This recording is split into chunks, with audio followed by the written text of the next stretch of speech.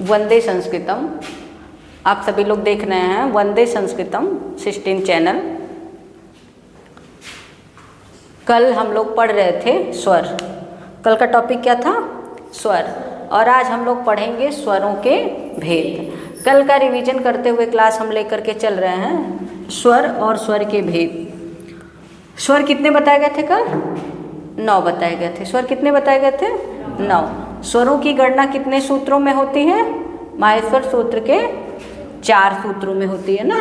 कल शायद आप लोग को यहाँ तक बताया गया था। अ, ई, उ, ड़, रे, रे, क, ए, ओं, ङ, आई, औ, च। इतना ही लिख रहे हैं। माहेश्वर सूत्रों की संख्या जो है वह 14 है। यहाँ से हमारा व्यंजन शुरू हो जाता है। 1, 2, 3, 4। स्वरों की संख्या जो है वो कितनी है? 9 है। 9 स्वर में कल हमने चर्चा किया था कि मूल स्वर कितने बताए गए थे? 5 बताए गए थे। मूल स्वरों की संख्या 5 है। कल की क्लास दोहराते हुए आगे बढ़ रहे हैं। संयुक्त स्वरों की संख्या कितनी है? ये इसको हम लिख देते हैं। ये आपका है मूल स्वर और संयुक्त स्वर। अब हम देखते हैं स्वरों के भेद। स्वर के 3 भेद होते हैं। मात्रा के आधार पर भी स्वर के 3 भेद होते हैं और उच्चारण स्थान के आधार पर भी स्वरों के 3 भेद होते हैं। तो कभी कभी मात्रा के आधार पर स्वरों का भेद पूछता है और कभी कभी उच्चारण स्थान के आधार पर भी स्वरों के भेद पूछता है। वैसे तो इसमें एक श्लोक है, एक मात्रो हर्षो भवेत। श्लोक लिख दे रहे हैं, फिर समझा देते हैं। एक मात्रो हर्षो, एक मात्रो हर्षो भवेत, द्वे मात्रो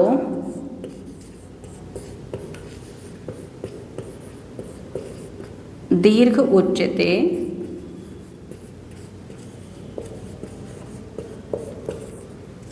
त्रिमात्रस्तु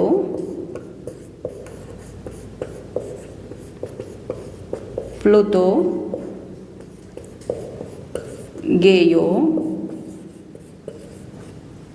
व्यंजनम च अर्ध मात्रिकम।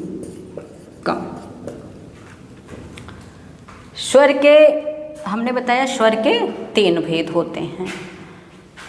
एक मात्रो हर्षो भवेत, द्वे मात्रो दीर्घ उच्यते, त्रिमात्रस्तु प्लुतो गेयो व्यंजनम च अर्धमात्रिकम। आप ऐसे मोटा मोटा जानते होंगे हर्स्व, दीर्घ और प्लुत। अब हर्स्व स्वर कौन से हैं, दीर्घ स्वर कौन से हैं और प्लुत कौन से हैं, हमको ये पहचानना है। हमने बताया था ये हमारे पास जो 5 हैं वो क्या हैं? मूल स्वर हैं ना। और इसको क्या बताया गया था? संयुक्त स्वर बताया गया था। तो संयुक्त स्वर किसके संयोग से बनता है? आ और ई मिल करके क्या बनता है? ए बनता है। आ और ऊ मिल करके ओ बन जाएगा। इसीलिए इसको संयुक्त स्वर कहे।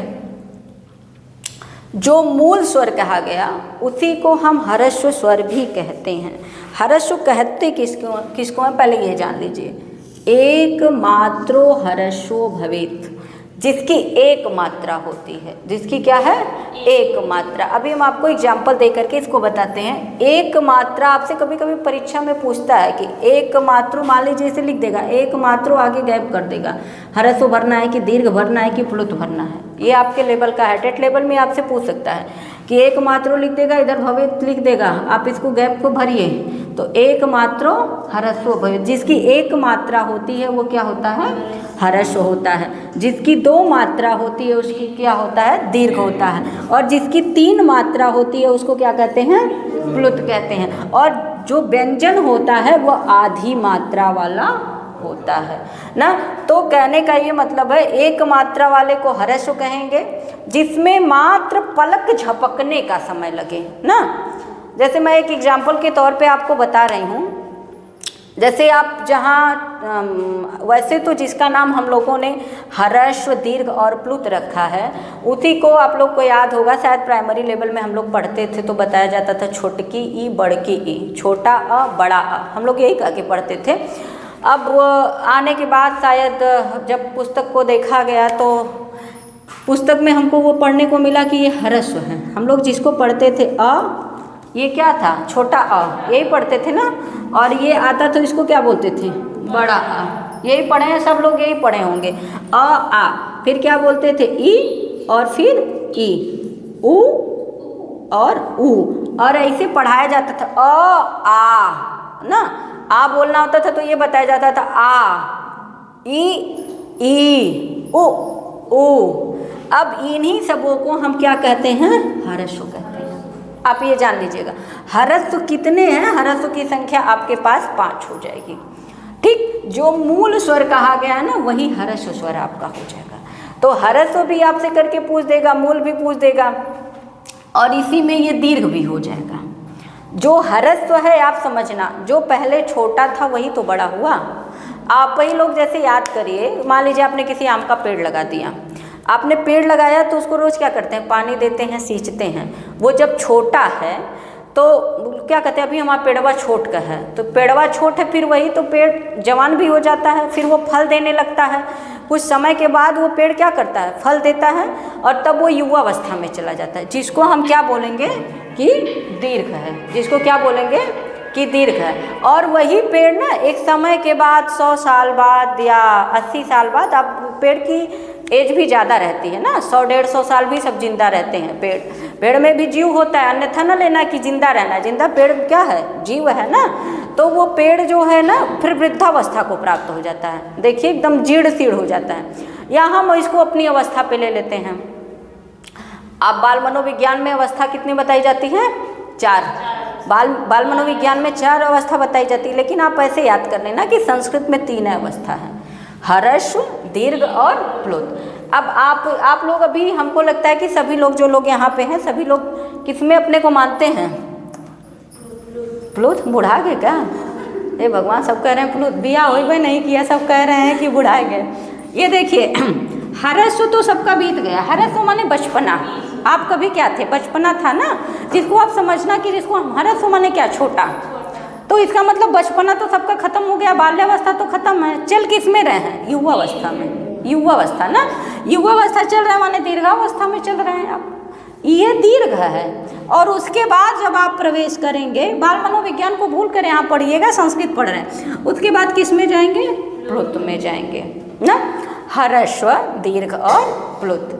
तो आपसे परीक्षा में पूछेगा स्वर के कितने भेद होते हैं, क्या बताएंगे 3, ह्रस्व दीर्घ और प्लुत। कौन सा नहीं होता है तो जो होता है वो निकल जाएगा, जो नहीं होता है तो आप जान जाएंगे ना।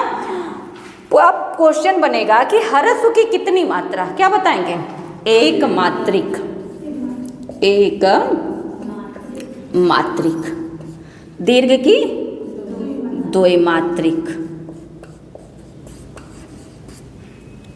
ह्रस्व 1 मात्रिक और प्लुत त्रिमात्रिक। ह्रस्व की 1 मात्रा, व्यंजन की 2 मात्रा और प्लुत की 3 मात्रा।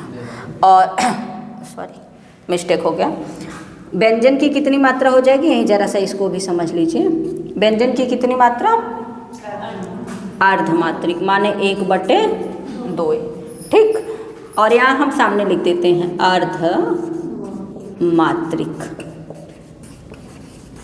एक तो आप इसको ऐसे भी पढ़ समझ सकते हैं, कुछ दिख नहीं रहा है ना, इसको आप ऐसे भी समझ सकते हैं। देखिए 1 मात्रिक, ह्रस्व की कितनी मात्रा 1 मात्रा, ठीक। दीर्घ की कितनी मात्रा 2 मात्रा, प्लुत की कितनी मात्रा 3 मात्रा, व्यंजन की कितनी मात्रा 1/2 माने अर्धमात्रिक हो जाएगा ना। परीक्षा में पूछता है कि व्यंजन की कितनी मात्रा होती है तो क्या बचाएंगे आधी मात्रा होती है ना।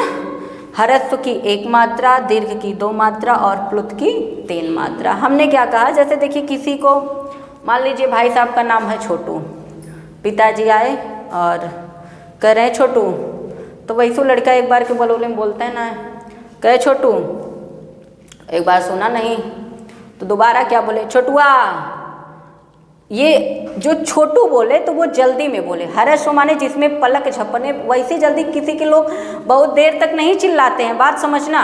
पहले क्या बोले, छोटू मतलब ह्रस्व, जल्दी बोले, उसके बाद क्या बोले, ये नहीं सुना चूँकि मैसेज करने में बिजी है, उसके बाद फिर कह रहे हैं छोटुआ, तब वो छोटुआ ना सुन रहा है। और उसके बाद तीसरी बार में कहत हुआ छोटुआ रे, बहुत देर तक चिल्लाए जब, ये क्या है, प्लुत हो जाएगा। और तब ये बतिया रहा था, फोनिया रहा था, फोन रखा, खट से काटा, रख पापा बुलावत हुआ, फिर भाग के आया। तो प्लुत की कितनी मात्रा, 3 मात्रा। समझ में आया? और नहीं आया होगा तो आप लोग कहीं बतिया होंगे, घर वाले डांटे होंगे तो भगे होंगे, तो ये समझ पाएंगे। ह्रस्व की 1 मात्रा। अब वैसे भी जब लोग बतियाते हैं दीर्घावस्था में तो घर वाले बुलाते हैं तो प्लुते में बुलाना पड़ता है, वो ह्रस्व में तो सुनते नहीं हैं। जब दीर्घ में चिल्लाते हैं तब वो कोई सुन लिया, नहीं तो फिर प्लुत में अब ये डर लगती कहीं बाबूजी परान न फेंक दें, वो का चक्कर में प्लुत वाले में उठ के चले आते हैं। ह्रस्व की 1 मात्रा, दीर्घ की 2 मात्रा और प्लुत की 3 मात्रा। व्यंजन की कितनी मात्रा, अर्धमात्रिक। समझ में आया कि नहीं आया? और एक चीज़ जानिएगा, जो प्लुत होता है इसकी पहचान क्या होती है।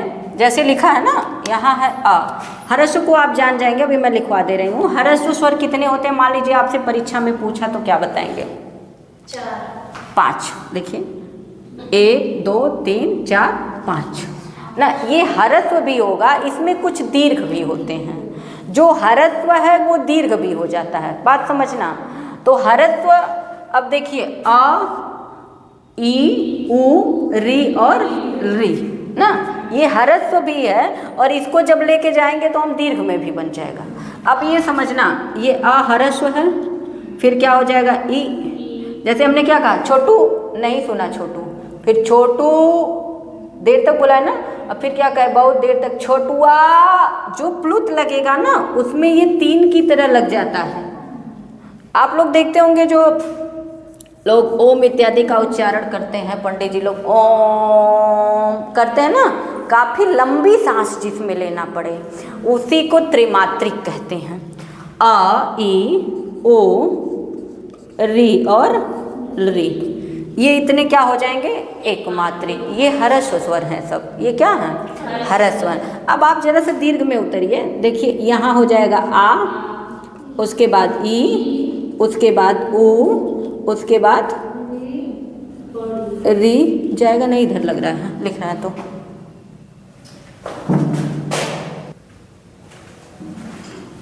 चलिए। दीर्घ मात्रिक स्वर कितने हो जाएंगे, 8 हो जाएंगे ना। दीर्घ मात्रिक कितने हैं, 8 हैं। आ, ई, उ, री और री का जो है वो दीर्घ नहीं होता है। हम आपको इसके भेद बाद में बताएंगे। अब इधर ये जो 4 संयुक्त स्वर है ना, इसका ह्रस्व नहीं होता है। तो कभी कभी परीक्षा में पूछता है कि अ के कितने भेद होते हैं। अ के कितने भेद होते हैं, 18 भेद होते हैं। इसको हम आपको बाद में पूरा बताएंगे।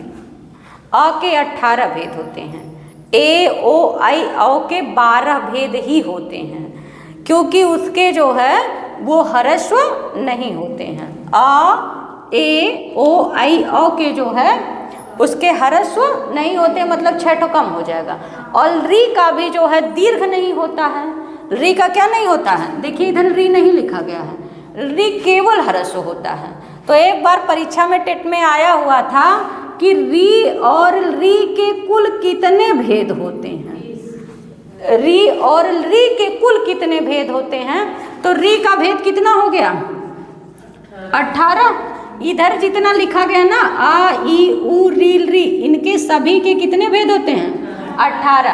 अब ये भेद का वर्णन मैं आपको एक दिन के क्लास में दूंगी कि 18 कौन कौन से हैं। अभी फिलहाल इतना देख लीजिए। और री के कितने भेद हो गए, 12 भेद हो गए।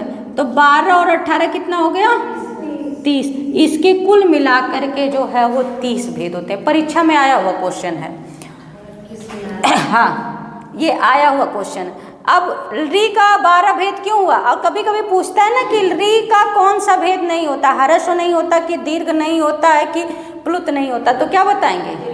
री का जो है वो दीर्घ, इसका दीर्घ नहीं होता है, दीर्घ नहीं होता है, री का दीर्घ नहीं होता है, ठीक। और ए ओ आई औ जो मिल रहा है, अब यहीं लिख दे रहे हैं, अ आ ई उ, ए ओ ऐ औ,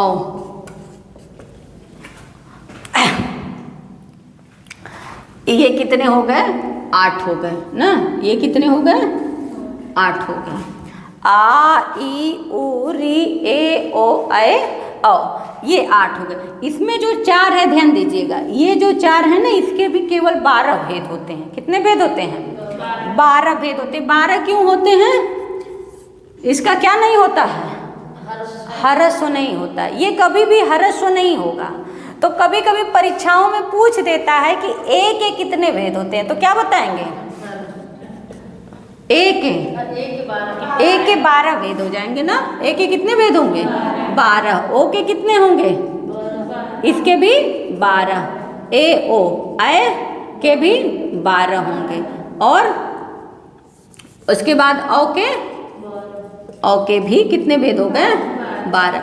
आपको यहाँ बस इतना समझना है, आपसे फिलहाल इसका भेद तो नहीं पूछेगा, लेकिन ये इतना मोटा मोटा जान लीजिए, हम बता देंगे आपको। इसका जो है ना क्या नहीं होता है? हर्स्व, इसका हर्स्व नहीं होता है। मान लो पूछे कि ए के कितने भेद होते हैं, तो एक तो आपका बन गया, इसके 12 भेद होते हैं। उसके बाद आ ई उ री, और री के कितने भेद हो गए? 18। इसमें से किसी का पूछेगा तो आप 18 बताएंगे, क्योंकि इसका हर्स्व भी होता है, दीर्घ भी होता है, प्लुत भी होता है ना। तो फिर हर्स्व के 6 भेद, दीर्घ के 6 भेद और प्लुत के 6 भेद, 6 के 6, 6 दूनी 12, 6 त्रिक 18 चला जाएगा ना। इसका हर्स्व भी होगा, दीर्घ भी होगा और प्लुत भी होगा। और एक के 6 भेद होते हैं। अब ये 6 का वर्णन हम आपको बाद में बताएंगे, ठीक। जब एक के 6 भेद होंगे तो 6 त्रिक कितना हो गया? 18, ठीक। अब इसके 18 समझ पाए ना कैसे हो रहा है। और इसके ये जो 4 बचा, इस 4 के 12 ही क्यों हो रहे हैं? क्योंकि इसका हर्स्व नहीं होता। जब एक नहीं होगा मतलब 6 कम हो जाएगा। अगर हर्स्व नहीं हो रहा है तो कितनी घट जाएगा? 6 घट जाएगा, 6 घट जाएगा। एक में 6 कम हो जाएगा, तभी ना 12 हो रहा है, ठीक। अब ये आपका भेद हुआ, आ ई उ रील री, ऐसे करके पूछ देता है कभी कभी। और प्लुत की कितनी मात्रा? फिलहाल हम इधर चल रहे थे। प्लुत की कितनी मात्रा? त्रिमात्रिक ना। प्लुत की कितनी मात्रा होती है? त्रिमात्रिक, माने 3 मात्रा। मैंने अंकों में भी लिख दिया है आपको समझने के लिए। तो प्लुत की 3 मात्रा होती है, वो सभी स्वरों की होती है। उसमें ऐसा कोई नहीं है कि आ का होगा, ई का होगा, ए का होगा, ओ का होगा। तो ये है ना, ये जो चिन्ह लगा हुआ है इस तरह का, ओम की तरह जो चिन्ह बना रहता है, ये प्लुत का चिन्ह है। ये आ के साथ भी लग जाएगा, ई के साथ भी लग जाएगा, ऊ के साथ। तो प्लुत जो है वो सभी स्वरों का होता है। आप यहाँ लिख सकते हैं, प्लुत सभी स्वरों का होता है, सभी स्वरों का होता है। स्वर के भेद समझ पाए कि नहीं ये बताइएगा, ठीक है। स्वर के कितने भेद हो गए? 3 भेद हो गए ना। अब किसके किसके 12 भेद होते हैं? मान लीजिए पूछा जाए तो आप बता पाएंगे? ए ओ आई औ के कितने भेद हो गए? 12 भेद हो ना, 12 ना। अब मान लो चारों के इकट्ठे पूछ दे, चारों मिलाए कितना भेद होते हैं? 12 का पहाड़ा पढ़ देंगे, ठीक है। 48 भेद। फिलहाल इस तरह से करके पूछता नहीं। मान लो पूछे तो कुल 12 वो बरह रहेगा ना, वही भेद। इसका क्या नहीं हो, परीक्षा पूछ सकता है कि इसका ए का क्या नहीं होता? हर्स्व नहीं होता कि दीर्घ नहीं होता कि प्लुत नहीं होता? तो क्या बताएंगे? हर्स्व नहीं होता है। और इसमें एक री है, इसका भी ध्यान देना। री का भी क्या नहीं होता है? दीर्घ नहीं होता, इसलिए री के भी 12 भेद होगा। हमारे पास कुल स्वरों की संख्या कितनी है? स्वर कितने हैं? 9 स्वर है। 9 में देखिए 4 इधर और एक हम री को ले लिए, ठीक। 5 निकल गया ना। तो ये 5 के 12 भेद ही होते हैं, 5 के 12 भेद हो गए और इधर जो बच गया कितना बचा है, 1 2 3 4 और 4 ही बचेगा ना। री का कितना भेद निकाल देंगे हम, 12 ही निकालेंगे। यहाँ से हमने लिख दिया है, ये ध्यान दीजिएगा, आ ई उ री, ये हम यहाँ जब बता रहे थे ना हर्ष को बता रहे थे इसलिए लिख दिए हैं, वहाँ री लिखा गया है। लेकिन जब हम इसको यहाँ